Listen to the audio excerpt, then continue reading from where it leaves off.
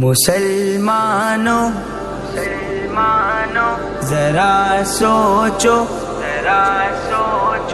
ہے کیا پایا ہے کیا کھویا، مسلمانوں ذرا سوچو ہے کیا پایا ہے کیا کھویا، لہو میں تر نبی کا جسم اطہر یاد آتا ہے،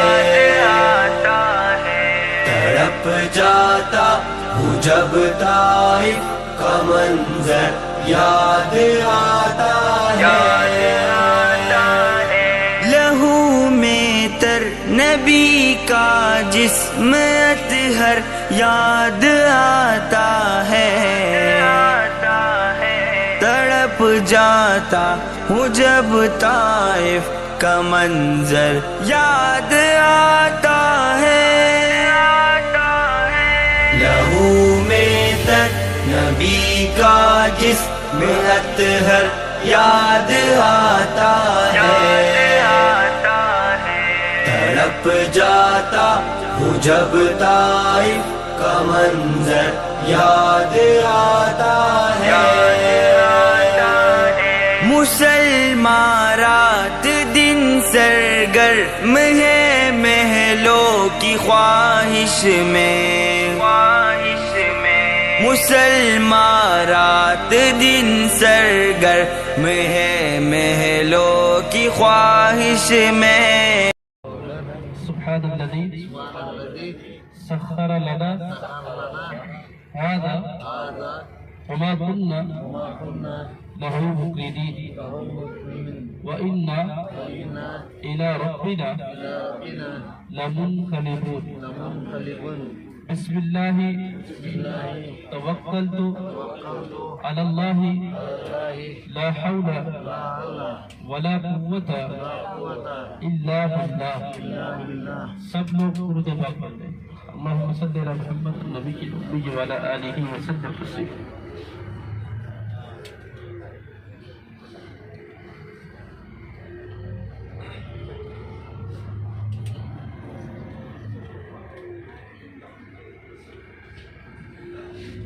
سب سے گزارش ہوگی کہ توجہ کریں گے انشاءاللہ۔ نبی اکرم صلی اللہ علیہ وسلم پر ذاتی اعتبار سے جو ابتلا اور آزمائش اور شدائد اور مصائب آئے ہیں، ان کا نقطہ عروج ہے یوم طائف، اس لیے کہ حضور ایک مرتبہ حضرت عائشہ صدیقہ رضی اللہ تعالی عنہا نے پوچھا کہ حضور آپ پر احد کے دن سے زیادہ سخت دن بھی کوئی گزرا ہے؟ حضرت عائشہ دیکھیے، ذہن میں رکھیے، اس سے بھی آج کل جو چند لوگوں نے ایک نیا فتنہ کھڑا کر دیا حضرت عائشہ کی عمر کے سلسلے میں، اس لیے کہ بخاری کی روایات کے مطابق حضرت عائشہ رضی اللہ تعالی عنہا کی عمر جو ہے جبکہ حضور سے ان کی شادی ہوئی ہے وہ 9 برس تھی۔ اب یہ چونکہ جدید ذہن جو ہے ابا کرتا ہے اور مستشرقین نے اس پر اعتراضات کیے ہیں، تو کچھ لوگوں نے دوسروں کے ان اعتراضات سے مرعوب ہو کر نئی نئی تحقیقیں نکالنی شروع کی۔ میں یہاں اس واقعے کے ضمن میں عرض کرتا چلوں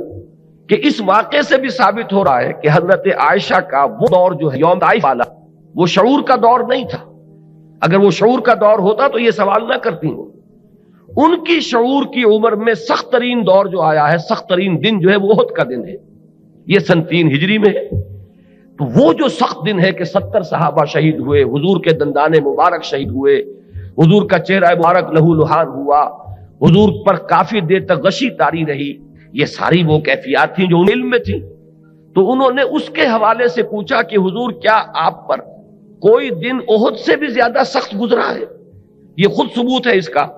کہ جو مکی دور جو ہے حضور کی حیات طیبہ کا، وہ دور حضرت عائشہ کے شعور کا دور نہیں ہے۔ حضور نے فرمایا ہاں، طائف کا دن مجھ پر احد سے بھی کہیں زیادہ سخت تھا۔ اس کی وجہ یہ ہے کہ اگرچہ آپ مجروح زیادہ ہوئے ہیں طائف میں، احد میں، اور 70 صحابہ شہید ہوئے ہیں، لیکن یہ کہ آپ جنگ کی حالت میں تھے، آپ کے جانثار آپ کے دائیں بائیں موجود تھے، لوگوں نے اپنے سینوں کو آپ کے لیے ڈھال بنایا ہوا تھا، تو یہ نقشہ اور ہے اور طائف کا نقشہ اور ہے، اس لیے کہ اس میں صرف حضور تھے اور حضور کے ساتھ صرف زید ابن حارثہ رضی اللہ تعالی عنہ وصلی اللہ علیہ وسلم۔ اور اس وقت جو نقشہ بنا ہے، جو پتھراؤ ہوا ہے، جو رسوائی ہوئی ہے، رسوا سرے بازارے یہاں شوق سنگارے. میں تو یہ عرض کیا کرتا ہوں کہ آپ اپنی گلیوں میں کبھی کبھی جب دیکھتے ہیں تو مجذوب قسم کا آدمی آ جائے تو جو آوارہ قسم کے بچے چھوکرے ہوتے ہیں وہ اس کے گر گھیرا ڈال کر تالیاں پیٹتے ہیں، کنکر مارتے ہیں، چھیڑتے ہیں. یہ جو نقشہ آپ کو اپنی گلیوں میں کبھی نظر آتا ہے، بعین ہی یہ نقشہ تھا طائف کی گلیوں میں اور محمد الرسول اللہ صلی اللہ علیہ وسلم کہ 3 اشخاص سے آپ ملنے گئے، تینوں نے ایسے سخت جواب دیے ہیں کہ وہ بجائے خود کافی تھے کلیجے سے پار ہونے کے لیے. لیکن اس کے بعد جو مزید انہوں نے کیا کہ اپنے ہاں کے اوباش لوگوں کو اشارہ کر دیا ذرا کی خبر لو، اب حضور واپسی کا سفر کر رہے ہیں لیکن اب وہ چھوکرے آ گئے ہیں اور انہوں نے پتھراؤ شروع کیا ہے. اور حضرت زید ابن حارثہ اب ادھر سے روکتے ہیں، اپنے آپ کو ڈھال بناتے ہیں حضور کے لیے، تو وہ پتھر ادھر سے آ رہا ہے. ادھر ہٹتے ہیں تو ادھر سے پتھراؤ ہو رہا ہے. اور خاص طور پر الفاظ آئے ہیں کہ ٹخنے کی ہڈی کو تاک تاک کر پتھر مارے جا رہے ہیں، جس میں مبارک لہو لہان ہو گیا ہے. حضور صلی اللہ علیہ وسلم کمزوری کی وجہ سے، زیادہ خون بہ جانے کی وجہ سے، ضعف کی وجہ سے ایک جگہ بیٹھ گئے ہیں. تو 2 گنڈے آتے ہیں، ایک بائیں ہاتھ بغل میں ہاتھ ڈالتا ہے، ایک دائیں میں، اور آ کر دیتے ہیں کہ اٹھیے چلیے یہاں سے. یہ نقشہ ہے طائف کا. تو ذاتی ابتلا جو ہے محمد الرسول اللہ صلی اللہ علیہ وسلم پر، وہ اپنے نقطۂ عروج کو پہنچ گئی ہے یوم طائف میں. یہی وجہ ہے کہ یہ اب ٹرننگ پوائنٹ بن گیا کہ اسی پر جب آپ واپس آ رہے تھے اور تھوڑی دیر کے لیے ایک باغ میں بیٹھے استراحت کے لیے، تو وہاں ملک الجبال حاضر ہوتا ہے حضور کی خدمت میں کہ میں فرشتہ ہوں جو پہاڑوں پر مامور ہوں، اور مجھے اللہ تعالیٰ نے حکم دیا ہے کہ اگر آپ فرمائیں تو میں ان پہاڑوں کو آپس میں ٹکرا دوں جنہیں مابین یہ طائف کی بستی آباد ہے، تاکہ اس کے رہنے والے پسر سرما بن جائیں. لیکن حضور صلی اللہ علیہ وسلم نے فرمایا کہ نہیں، کیا عجب کہ اللہ تعالیٰ ان کی آئندہ نسلوں کو ہدایت دے دے. اور میں اس موقع پر کہا کرتا ہوں، اس وقت بھی ذہن منتقل ہو گیا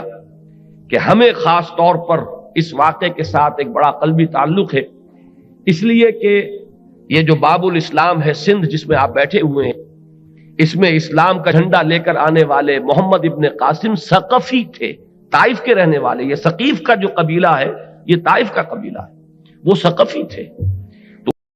یہ مسجد رسول ہے اور یہ مسجد سعودی عرب طیف میں ہے. یہاں پر مکہ شریف سے ہمارے نبی کریم صلی اللہ علیہ وسلم دین تبلیغ کے لیے آئے تھے، اور جب یہاں پر آئے تو طیف والوں نے ہمارے نبی کریم کے اوپر پتھر برسا دیے. اور سامنے آپ لوگ جو پتھر دیکھ رہے ہیں، یہی پر ہمارے نبی کریم صلی اللہ علیہ وسلم ٹیگ لگا کر بیٹھ گئے تھے، اور آج بھی اس پتھر پر ہمارے نبی کریم کا خون لگا ہوا ہے. اور جب نبی کریم یہاں پر بیٹھے ہوئے تھے تو طیف والوں نے ایک بڑا سا پتھر اوپر سے پھینکا تھا، تو اس کو ہمارے نبی کریم نے حکم دیا تھا کہ وہیں پر ٹھہر جاؤ، اور یہ پتھر آج بھی وہیں پر ٹھہرا ہوا. لبیک اللہم لبیک لبیک لا شریک لک لبیک